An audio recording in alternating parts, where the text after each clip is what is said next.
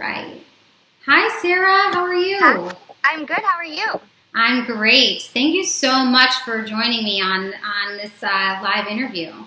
Oh, thanks for the invite. I love stuff like this. You're our first retailer, so Oh, fun.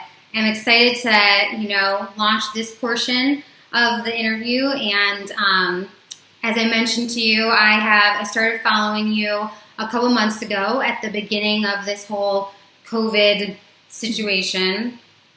And I just have been blown away by you, your store,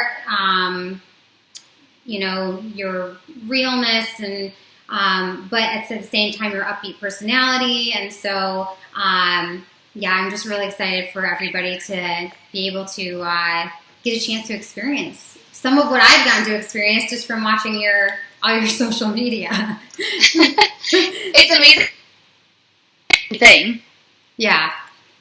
So go ahead. Can you tell us about a little bit about yourself and your stores? Sure. So I actually started my first business 13 years ago as a wedding and event planner, and always had a love of retail. Like paid my way through college selling wedding dresses, and totally thought that's what kind of retail I would get into. And so I've been a wedding planner now for 13 years, and then about 7 years ago, I kind of got the retail bug again that I was just really missing interacting with customers. And as much as I loved planning events and still do, I just couldn't connect with as many people because that's such a one-on-one, profession. So I was just really missing my retail roots. And by then, a couple of bridal stores had started, and they were doing many things that I would have done. And I thought, I don't want to go there. I want to do something that's different. And I love just celebrating. Obviously, the event planner in me loves celebrating occasions and just celebrations in life. And so it just became really natural to start a gift and stationery store. So I started my first store. It'll be 7 years in September, in a small town of Morton, which is just 16,000 people. And I remember when I announced it, people said, "What are you doing starting a store in that small town? Like, you need to go to the big city," which is Peoria, which is not that big, but it is bigger than our little town. And then, so I had that store, started almost 7 years ago. And then 4 years ago, had the opportunity to move that store to a bigger building, a standalone building, buy our building, which was really important to me as a business owner. And then just over 3 years ago, started our second location in Peoria. So I have two stores about 20 minutes apart. Wow. Okay. So for those of you that don't know, Peoria and Morton are like central Illinois, right? Do you consider yourself central Illinois? Yes, literally right in the middle of the state. Yeah. Yeah. So, but great areas, great towns. And so are you still doing event planning, like wedding planning? Oh my goodness. Yes. So we have kind of like 5 aspects to our business. We still do the wedding and event planning, which, as you can imagine, this year that's a real bummer of a business to be in. When your whole profession is bringing together large groups of people, that's obviously rough this year. We have our 2 stores. We have an entire invitation and stationery arm of our business. We have a full-time graphic designer, and we do invitations for events, which, also taken a bit of a hit. And then one thing that makes our stores really unique is that in both of our stores, we have what's called a pretty little party room.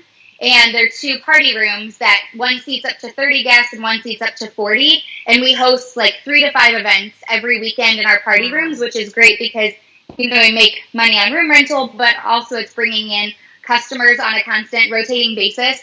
And then the 5th aspect is I teach retail and special event planning at our local university.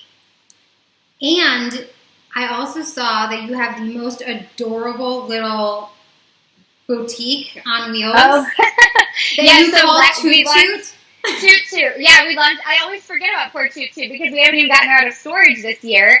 But we have an old mail truck, not a small one, but like a big one, that we converted a little over a year ago into a mobile boutique, and we tootle around town and go to different like markets and festivals, and literally she's like an 80 square foot version of our store on wheels. That's awesome. And you launched that last year? Yeah, July of last year was her first event. What made you decide to launch that? So I don't know in other markets if there's a lot of like big festivals and like community-based pop-up events, but there are a ton in our market, and we even planned quite a few of them. But I was finding we were getting invited to a lot. People wanted us to have a presence, but for us to pack up product into totes and have enough staff to go and take it and set it up and then breakage from product. And then I would need extra girls, to haul things. And then we were also manning 2 stores. I wanted to have a presence at those events because that's obviously very on trend right now. And the way I saw it is if those events are happening and customers are at that event, then they're most certainly not in my stores that day. So to me, Toot Toot is literally mobile marketing. And in fact, we put her as an advertising expense because she's an advertising expense that can make money, which is great. She's not making any money this year yet, but when she can hit the road again, maybe she will. Yeah, that's awesome. So you are running 2 stores, still doing an event business. You are juggling your website, your social media, when things are up and running again, toot toot. You're teaching at a university, local university. You are a wife and a mom to 2 adorable boys, and so I need to know, have you figured out a way to clone yourself? Or, I mean, you just seem like you're juggling so much and yet you still are super together. So I give you a lot of credit. Well, thanks. I'm glad it seems like I'm together because there's plenty of behind the scenes that is not together at all. And as far as cloning myself, the closest I've ever got to cloning myself is having the best team of women around me. We have a team of, there's 10 of us total, including me. And I am just it was hard building a team, and relinquishing control over time. And it's still very hard for me on certain days. You can ask my girls and they will totally tell you. But I think that's the closest that I could get to cloning myself, except getting other perspectives and other ideas in here that aren't just mine is just the best thing that could have happened. That's awesome. It's definitely important to have a strong team. So I noticed that you guys are closed at both locations, I believe, on Sundays. Mm-hmm. What could you tell me about that decision and what that decision? So, when I started this store, I already had a thriving event planning business, and at the time, I also owned a local or regional bridal magazine and a publishing company. So I had both of those businesses when I started the store. And so from the get-go, and again, we started our store in a town of 16,000, a very conservative town. And so there's literally nothing on Sundays open in our town. Plus, knowing that I was going into starting a retail store with already having 2 successful businesses, I knew I needed, in theory, to have some sort of balance. And when I started the store, my oldest son was just about 14 months old. And so I knew I needed to create some sort of space to, do all those other things that I wanted to do in life, like be a mom and be a wife. And so we made the decision when I opened that we're actually closed Sundays and Mondays. And so that's our weekend.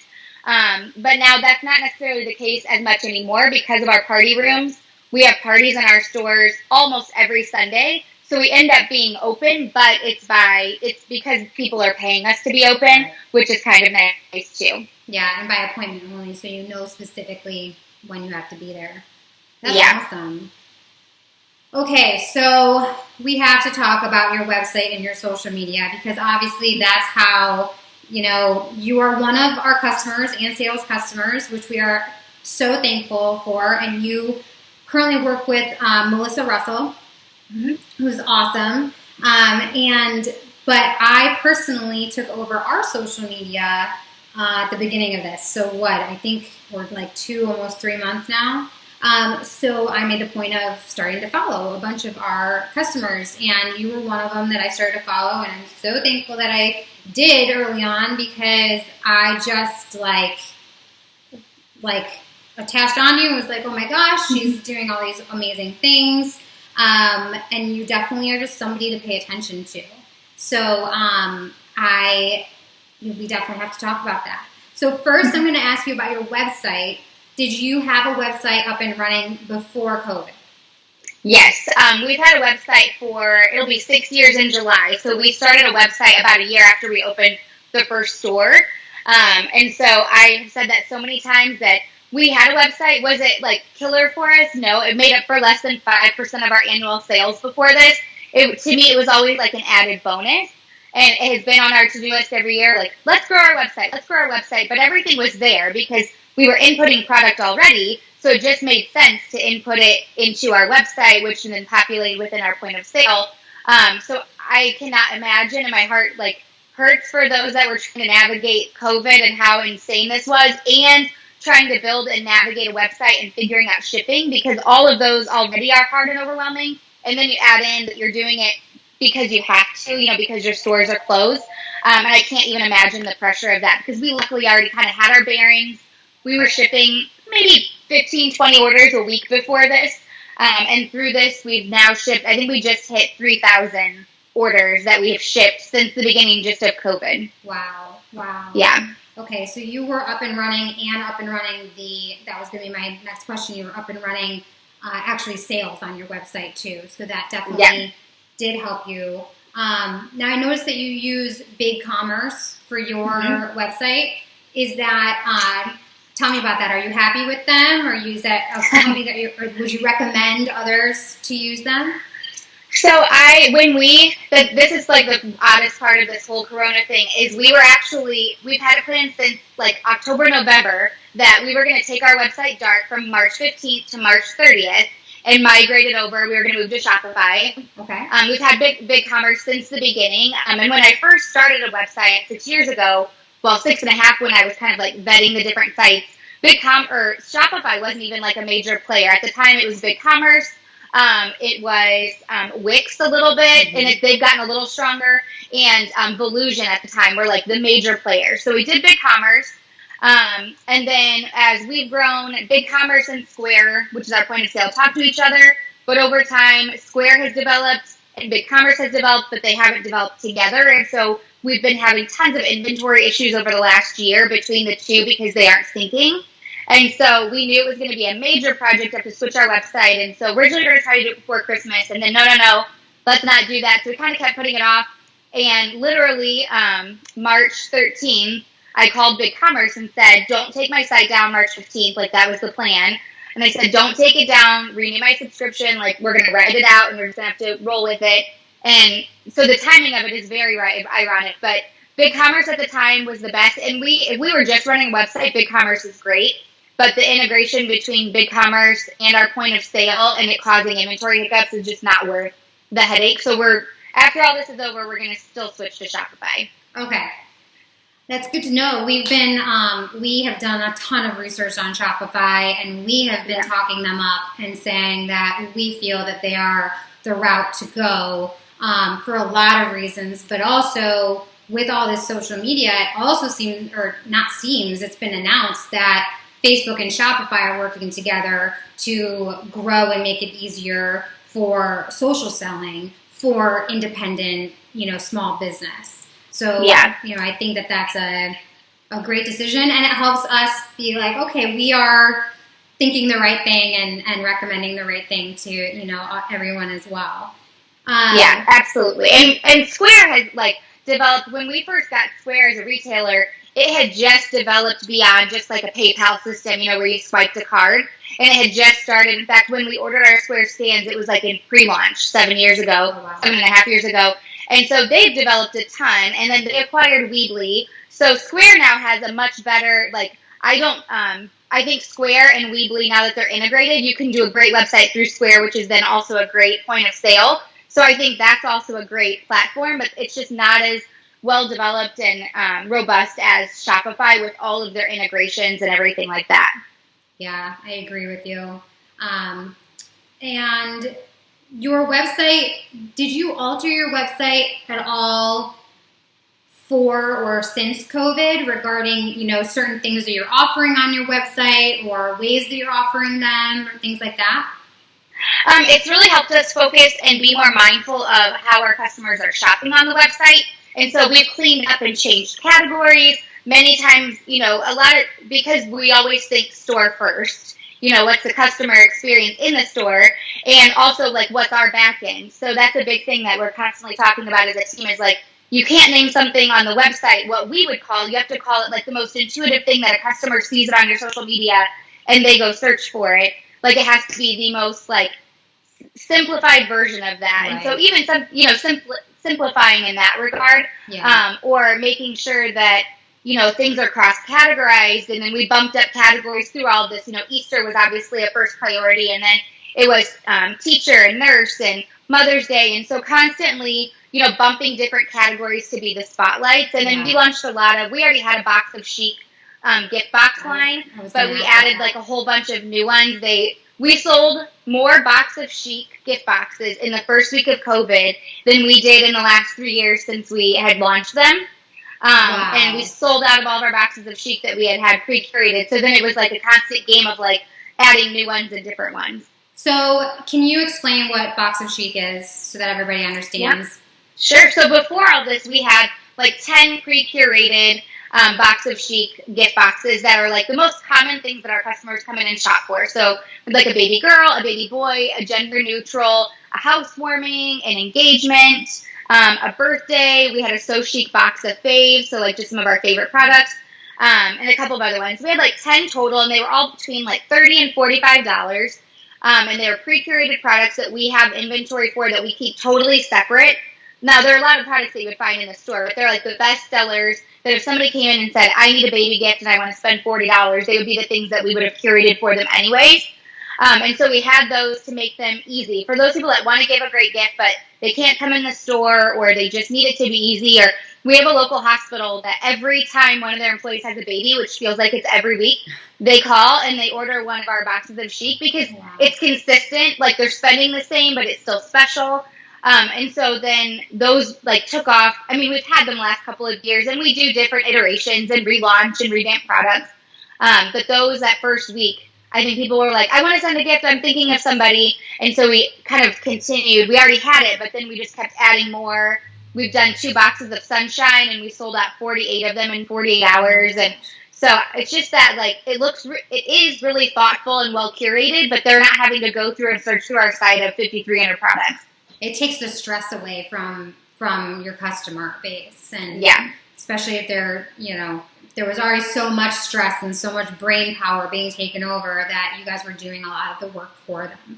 Yeah, and the way I see it is we, just like I tell my girls in the store, like people come into the store and ask us for our help because we know our products better than anyone else, or at least we should. And so we should know the things to pair that are going to make the nicest gift, that are going to be, really cute and packaged well together, that are going to stay within a price point or a budget item. And so to me, that's kind of what the gift boxes were. It's the same as the in-store experience, but they don't have to come in store. Yeah, that's awesome.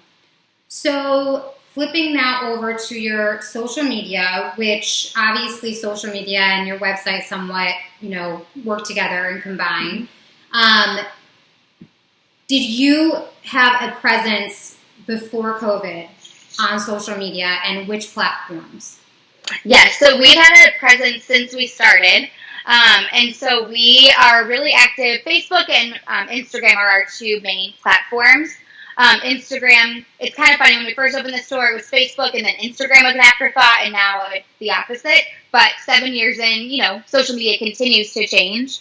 And so I've taught some webinars on social media specifically. Everybody always wants to know, like, what's the magic solution about social media? And to me, there's no magic bullet, but it's really easy because there are so many platforms out there. It's really easy to want to try to be on all of them, which is only going to mean you're not going to be good at all of them. So I'm just a firm believer in picking 2 platforms that you can just really engross yourself in and really understand like your demographics on both of them, how they interact on both of them, and then be really good at those 2. Because if you're really good at those 2, you don't need 3, 4, 5, 6, and 7 platforms. Yeah, that's a really strong suggestion. So did you change your social media content or the way that you run your social media at all because of COVID or for COVID? Not substantially. I mean, that's one thing that, again, kind of like the website that I was so glad we had it before we truly needed it. It was kind of the same way with our social media community, was that we had been mindful and focused on building that community before we really needed them. Like we needed them to be mindful of us and come and shop in the stores, but we never had to like rally the troops the way that we've had to, these last 10 weeks. And so I think that's also an important lesson. Not that I hope we ever go through anything like this Corona craziness again, but being mindful and building the community before you like really need to activate them, I think was really important for us. And we didn't even know we didn't know that that's what we were doing. We were just Right. trying to serve our customers well and show up for them and be authentic and show products and show behind the scenes. But it has paid off in spades through all of this because we had that. And you do the gamut. You do posting pictures. You do, live feeds and conversations with your customers. Not even live feeds of product. You just, talk to them. You do the stories, the Facebook and Instagram stories, which that is like my project right now is trying to figure out and understand stories. But yeah, you are just like across the board, the gamut doing them, and which I give you tons of credit for. One thing I did notice, which I'm curious about, is I noticed that you have made the decision to, when customers ask about your product or whatnot, you post pictures, and then when people ask about it, you direct them always to your website. Yes. Is that your plan? Your goal is to drive to your website, or is there a specific thought process about that? Most of the time it's like if people are asking about something, we'll try to show it to them or whatever. And we do a lot of DMs with customers too, where they'll DM and ask about products, and we'll send them extra pictures of the inside or whatever. But especially when we hit 10,000 followers last June, we got the swipe up feature, which for a small business is a total game changer. And so, my view on it is we already have this platform of the website, and if somebody's asking about a product, I always tell the girls, to me, like, that's like somebody having money in hand and being tempted to give it to you. So then if I don't give them the information they need to then want to make that exchange, then that sell-through isn't as high. So yeah, I'm going to send them to my website and I'm going to say, go right on there, because even before this, you could shop online and choose store pickup. So even our local customers, if there was something that they wanted or needed, they would buy it on our website to make sure that it wasn't sold out. And I think, honestly, that's one of the blessings of COVID is when all this is over, like I kept saying I wanted to grow our website. I don't think there's any of our customers that can say they don't know we have a website anymore. And it's created this sense of urgency of like, I like it, I want it, I'm going to buy it. Even if I'm still going to go pick it up in my store that's down the block, like I want it, I want to make sure it's mine, as opposed to, I'll have to check in the next time I'm in the store and see if they still have it. Because there's a strong likelihood now that we may not. Yeah, so just to pause for a moment and go back to clarify for some people that might not know, DM, that's direct message. Oh, sorry. You're fine. I'm just trying to think of the things that, to be able to talk to everybody that might be new at some of this. So yeah, DM is direct message. It's basically kind of think of a text message, but through social media, or an email. Maybe that's a better description. An email through social media. So you get a notification that somebody has sent you a message, and you can reply to them and kind of go back and forth. It's kind of an in-between between a text message and an email. And both platforms have that. Facebook and Instagram both have that. So yeah, that's a great way to have, side conversations with your customers.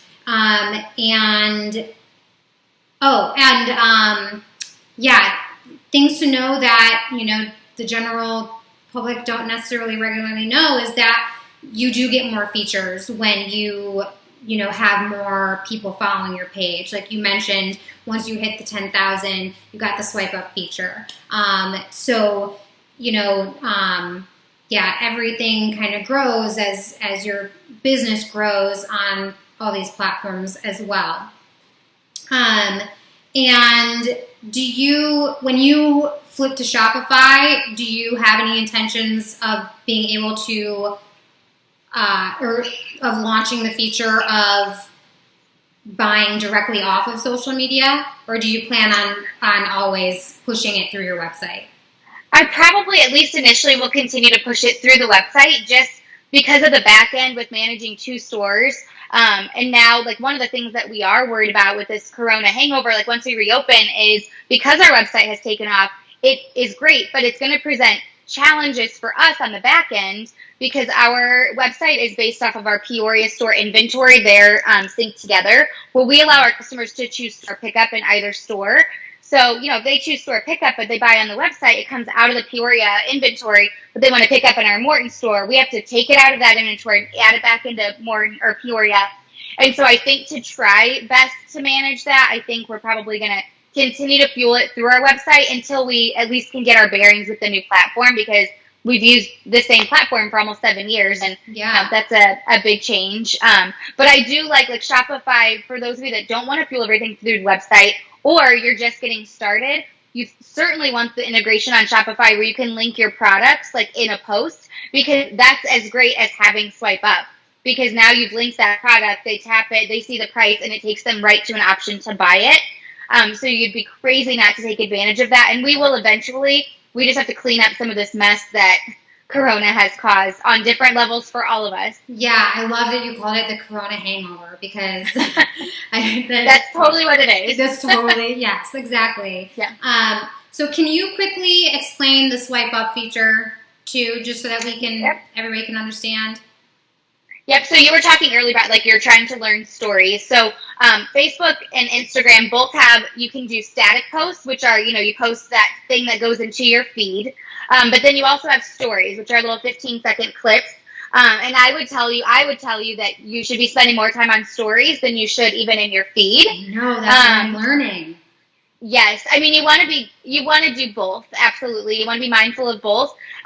For a long time, I was really good at our feed and really mindful of our feed and curating pictures and telling the story in our feed, but I wasn't super great at stories. And then finally about 2 years ago, we're like, okay, we have to be better. We have to be a little bit better. And then even over the last year, I won't lie. It's a constant, it's constantly in the back of your head of how many did I post today? I also try to space them out throughout the day, because the more often you post, it bumps you back up into the person's feed for them to see. So you don't want to just go on at 7 a.m. and post 10 stories and be like, oh, I'm good for the day, because if they don't see them in that first wave, you know how our story bubbles kind of change through the day. So it's kind of a constant bumping it back up to the top. But the stories are those little 15-second clips that you can do pictures, you can do videos, you can do the boomerangs, you can do collages, all that kind of thing.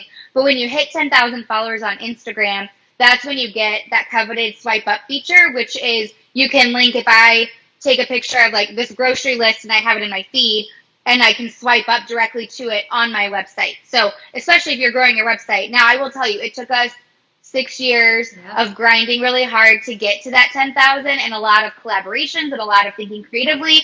And I don't take that privilege lightly that we have a really good following, because it is not easy to do. And actually social media has continued to get harder and harder to grow on. The algorithm has changed. They want you to pay to play, So I totally admit that it has gotten significantly harder since we first started social media. Yeah, so social, for those that don't know, there's all these algorithms that Facebook plays with, and Facebook owns Instagram, so they play with all these algorithms, which are constantly changing and really hard to keep up to date on. And yes, that's their ultimate goal, is to pay to play. However, I will say that their paid advertising, even large businesses, is giving them credit and saying that they have very mathematical algorithms, that their paid advertising is well worth it. Mm-hmm. So I'll give them, credit on that. So, but yeah, it is, and it's a constant learning curve. I mean, you're constantly having to learn, and grow and pay attention and all of those things, and stay, on top of it. But what I want to point out is, you mentioned at the beginning of this that here you are, you're a business in the center of Illinois, in not a huge town and a conservative town. And you have a very strong social media following, and very strong, and even before COVID, you had, as you mentioned, you had this space before COVID, and you had a strong, use of your website even before COVID. So, and I point that out because we're really trying to get everyone to understand that it's worth it to have these cross channels and talk to your customers, not just in store, not just in brick and mortar. We love our brick and mortar stores, and we're not discounting them. The physical touch and the social interaction are huge. Not to mention, brick and mortar stores make town. I mean, people move. I know I moved into the town that I moved in because I fell in love with the downtown and all of the stores that are, in the area. So, not at all to discredit or lose sight of brick and mortars, but it's an expansion of your store. So, and let's see. Sorry, I'm like going through my notes and have so many. But you are just real. I mean, you are like one day, you guys, it's amazing. One day you walked around in a sunshine costume. Totally did. I was just like, yes, round of applause. It was so much fun to watch, and there's no way that you could not see that and smile, which is what everybody has needed right now.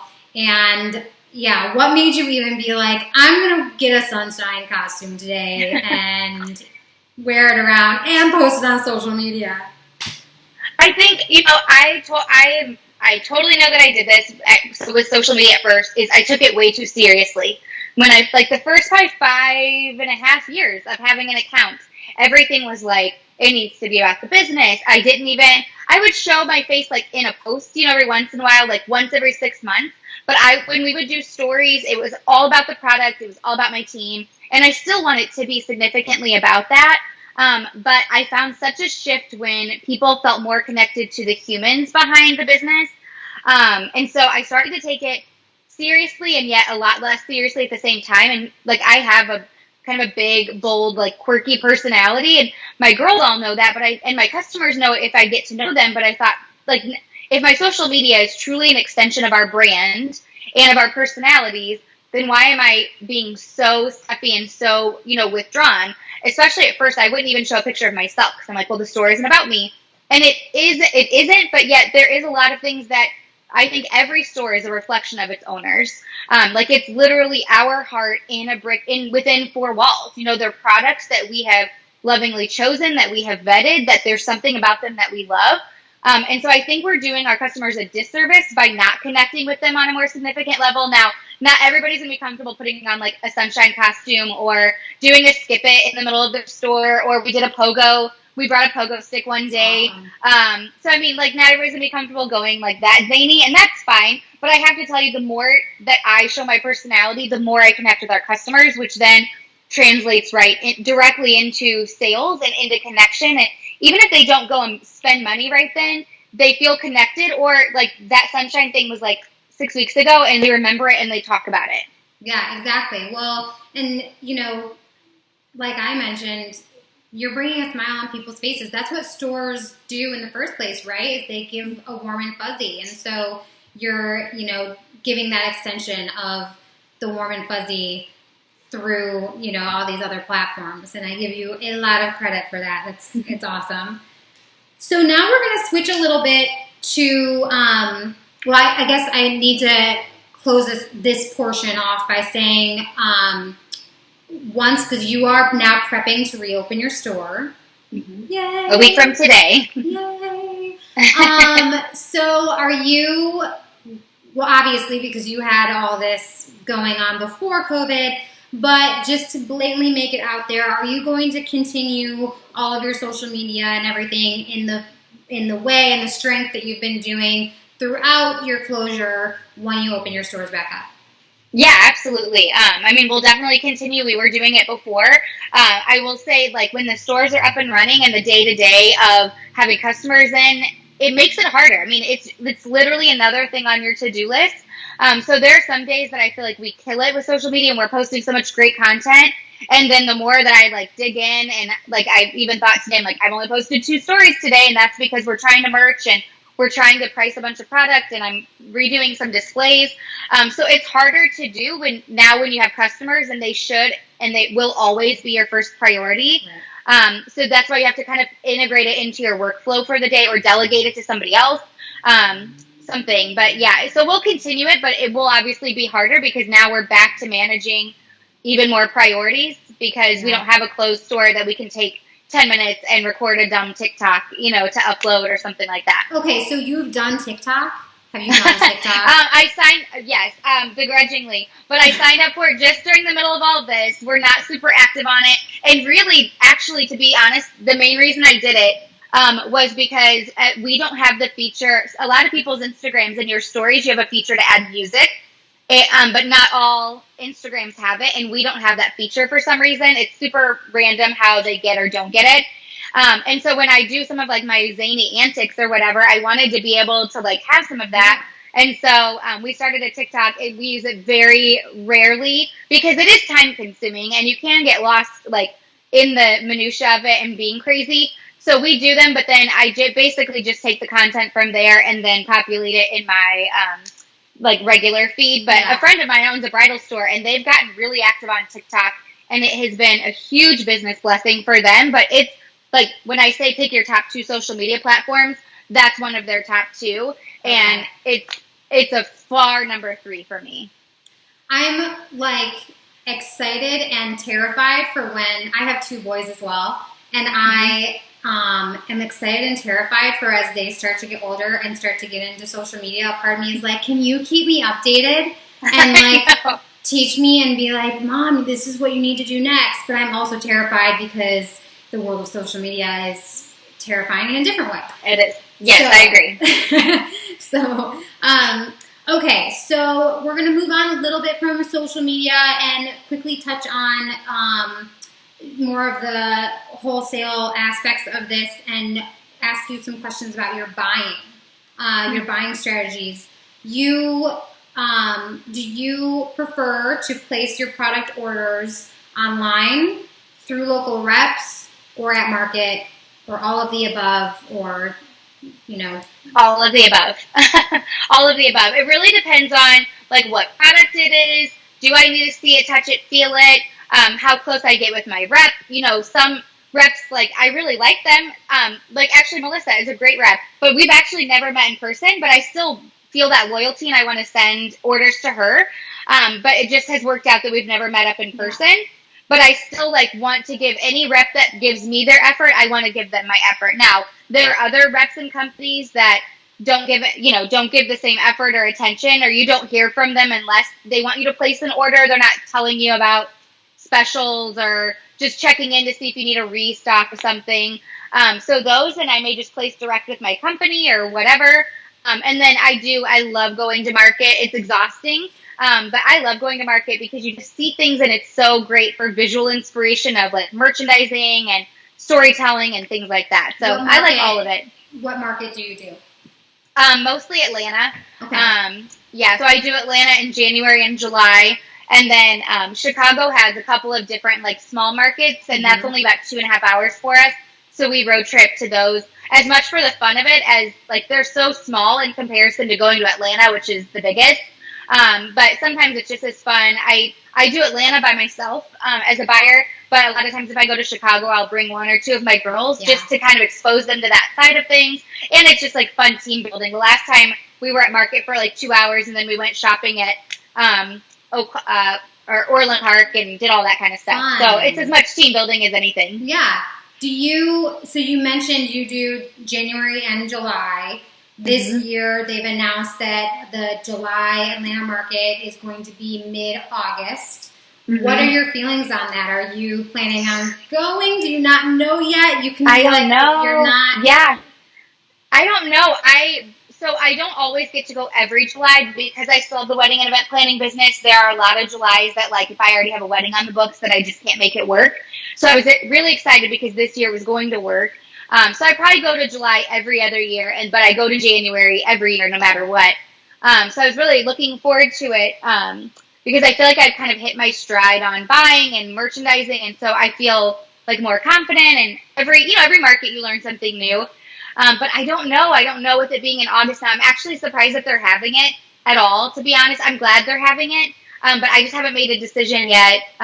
Just because I'd have to fly and all of that. I just haven't decided yet. And financially too, I just don't know that I want to make that investment coming right off of a really hard time. And I know when we reopen, I'm thrilled to reopen, but it's not going to be the same as a regular June or July, of any other year. And I don't know about other retailers, but we always get that summer slump in retail this time of year anyways. And so I'm curious.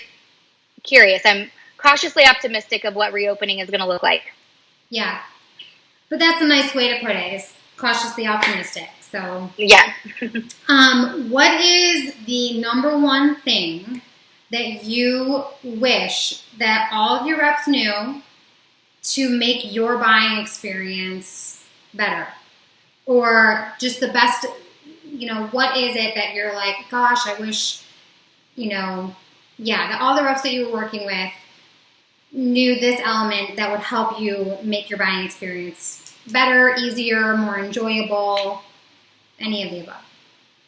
I think just like you said, following us on social media and you feel like you knew me and knew my store before, even our conversation. Obviously you're not my rep, but you had put effort into that. And I appreciate the reps that do that. Not that I need them to know all the ins and outs, but the reps that put effort into following us, knowing us, and then listening. And I bet other buyers would say the same thing. Sometimes a rep may come in and I contacted them or they reached out to me because I inquired about one line. But instead of looking around at my product mix or doing any research before coming in, and I will admit I'm a very decisive buyer. So my reps either love me or they do not like me at all because I just don't want to look at lines that I know aren't a fit. And I can almost always tell right away. Now, when I like a line, I will buy deep in a line and then my reps love that. But I will also shut down a line really quickly.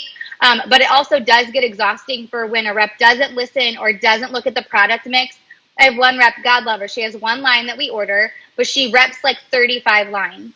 And every time, I honestly now I'm at the point I don't even take appointments with her anymore because I can't get her to listen. And every time I find myself nicely being like, oh, that's not a fit for us. That's probably a better fit for, I always try to send them to other stores that it might be a good fit for. Not pawn them off, but say I actually think they would sell so-and-so. But it does get frustrating as a buyer when I want to sit down, I want to hunker down, I want to order what I want to order. I'm not going to tell you for the 77th time that we don't sell socks. There's nothing wrong with socks. We just don't sell them. And if you would put 5 minutes of effort into knowing us, you would know that. And so I think that part for me gets a little exhausting because you can only nicely say no so many times. Right. Yeah. I mean, it definitely, a rep's job definitely needs to be, or one of the many reps' jobs needs to be having strong listening skills and paying attention to that and taking notes and trying to remember all those things. And and it's not to say never bring somebody a new line, right? Because I don't want my reps to be like, oh, she's never going to say yes to anything new. But it's a give it a chance and then know when to move on. Right. Or, pay attention if it's a new line that really you honestly feel would fit in the store, versus this is totally obscure and, not going to match with the vibe and the personality of the store. Yeah. Okay. So thank you so much for all of this information. I know that you have been highly sought after in interviews and webinars and all of those things. Kudos to you. I give you, just a lot of credit, and you're so willing to help and give information and teach and all those things. And I just think that we're all very fortunate to be able to learn and grow from the information you're willing to give. So I really appreciate that. Thank you. I love it. I am going to throw you my final 3 questions. These are 3 questions that we are asking everybody that does this interview or that does an interview with me. Okay. So the first one is, what is your favorite book, podcast, or blog? Favorite? I'm a bookworm. I love to read. So my 2 favorite books for business, one is more of the nerdy side of me. It's Profit First. So it's all about the financial side of business. And then I also love Big Magic, which is like the creative side of me. I love that book, which is so great about creativity and ideas and things like that. So Profit First and Big Magic. All right. So on a on a personal element, do you have a favorite personal book? No, I'm not picky. Like I literally will read just about anything you put in front of me. So Awesome. no, and I tend to read business books even for fun. Even though my doctor like a year ago was like, you need to manage your stress better, blah blah blah. He's like, what do you do right before you go to bed? I'm like, well, I read, and so he wanted to know what I read, and I was telling him, and I was reading The Great Game of Business at the time, and he's like, yeah, you need to stop doing that. He's like, no wonder you don't rest well at night because I go to bed and then throughout the night ideas just zip around. But I find it enjoyable because I love to hear and like what other people are doing and what's working and what's not working. I even watch all the business shows, The Profit and Shark Tank and Restaurant Makeover and all of that kind of stuff, just because I just think you're getting, educated and informed while also being entertained. And I mean, what a great opportunity that is. Yeah. What is the most important thing in your toolbox? So this can be a physical tool or a mental tool that you find helps you. I think I kind of mentioned it a little bit, social media, and it has come with time and honestly age that I feel like I've come around to this. But I think it's the ability to not take yourself too seriously, because I think that transcends not just social media where maybe you do some silly antics, but it also, like, not taking yourself too seriously also allows you to be more open to feedback and like really hearing what you could be doing better and what customers are asking for, what your team needs. And I know for a long time, my first job out of college was working at a university doing fundraising and advising college students. So I was 22 and I was advising about 400 college students that I was only 6 months older than, and I was responsible for giving them their scholarships, taking away their scholarships, all of that. And so I think because that was my first job, I had to come out of the gate so strong and so serious because I had to establish myself, that then for a long time in my career, even once I started my own thing, I was so afraid to have fun because I didn't want people to not take me seriously. And now I just don't care. Like, if you don't take me seriously, that's on you, not on me. And so I think just being that openness and that willingness to be like, I am what I am, but it allows you to listen to people differently. Yeah, that's awesome.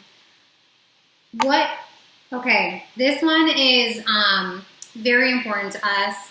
We are, myself, our team, are believers in striving to look for the positive, always looking for the good in every situation.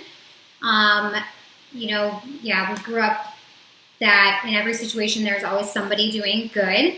So what is something positive that has come out of the COVID situation? Oh, I think there's honestly so many positives. I know that it's sometimes hard to see that, but my staff and I talk all the time that there's so much about our business that there were so many things of we'll get to that. Oh, we're going to do that someday. We're going to clean up our website someday. We're going to recategorize. We're going to be more mindful of this. We're going to have more gift boxes. We're going to package better. That was always we're going to get to it. And this whole thing, talk about, having to dive in to really get in the weeds of your business. And that's what this has done. And so for me, I have never felt stronger about our product mix, about our customer base, the connection with our customers. I don't feel has been stronger, and we haven't seen a customer in 10 weeks. But because of the social media and the conversations and things, I just feel a stronger bond. And then within our team, I mean, it would have been really easy, and I know a lot of probably other employees at other places probably did, just kind of check out, go home, collect their unemployment, it's closed, it is what it is. And for us, even though I did lay off my team for a little time there, which was the hardest part of all of this, I have never felt stronger with my team and their commitment to this place. I mean, throughout it, they would be texting to check when I was working by myself, check on me, offering ideas, offering to come help and work not being paid just because they believed in this place. And I know not everybody's blessed enough to have that, but I don't know, I've just seen that other side of things that I really think in many ways we're going to come out stronger. We've got a mess to clean up on back end things that doesn't affect anybody else but us. The finances, our profit margins were down because of the shipping costs and that kind of thing. But in many ways, I feel like we've never been stronger. And I know as a business owner, I have never felt more focused, because there's nothing like sinking or swimming to make you learn how to figure it out. Yeah, that's so much positive out of the situation, and it does sound like you have a fantastic team. But I'm assuming you have such a fantastic team because you are a fantastic leader. So it's your team is definitely always a reflection of yourself. So can you go ahead and tell people how they can contact you if they want to? Yes, absolutely. The best way is to follow us on Instagram. Our handle is the So Chic Boutique, all one. And follow us on there. Honestly, I am so open. Feel free to DM, direct message, like questions, Facebook message, whatever. I love doing things like this, and this whole thing. That's another one of the positives is I've always wanted to lean into this aspect a little bit more, but I've been busy, trying to keep things going, and this has given me a bunch of opportunities. And I actually just booked my first business coaching client, like official one, last week. Congratulations. And so, yeah, thanks. So it just opened up some new doors, but I love small business. I love retail so much. And so I love it when people message and will say, hey, where's that product from? Or where did you find such and such? So I hope that anybody that is watching knows that they can stay in touch past this too. That's awesome. All right. Well, thank you so much, Sara. I really appreciate it. And we look forward to continuing to follow you and hopefully staying in touch, in multiple ways after this and seeing you, at future markets. I personally am looking forward to coming out to your store. You're a few hours from me. So I'm personally looking forward to coming out to your store and visiting you at some point. And thank you so much. Yes, thank you for the opportunity. Absolutely, and good luck with the opening. You guys are going to do awesome. I know you guys have a lot of work to do and clean up and everything like that, and so I so appreciate your time. But I'm so excited for you, and we are cheering you on. Oh, thank you. I really appreciate it, and good luck to everybody else out there that's getting ready for this new normal, even though I hate that phrase. But it is very much what it's going to be. Yeah, I don't know what else to call it, but you're right. We should think of another phrase. Something, yeah. I like the Corona hangover better. Yes, that's totally what it feels like. Yeah. Yeah. All right. Thank you so much. Have a good one. Thank you. We'll see you later. Bye. Bye.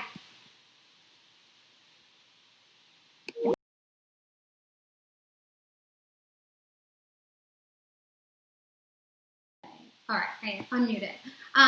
Thank you guys so much for watching. Let me know if you have any further questions for us. Sara gave her way of contacting her, but of course, you're more than welcome to contact us as well. We are also on Instagram, and you can also DM or direct message us, or you can send us an email. Check out our website. If you have not yet joined our private Facebook group, please jump on board to our private Facebook group.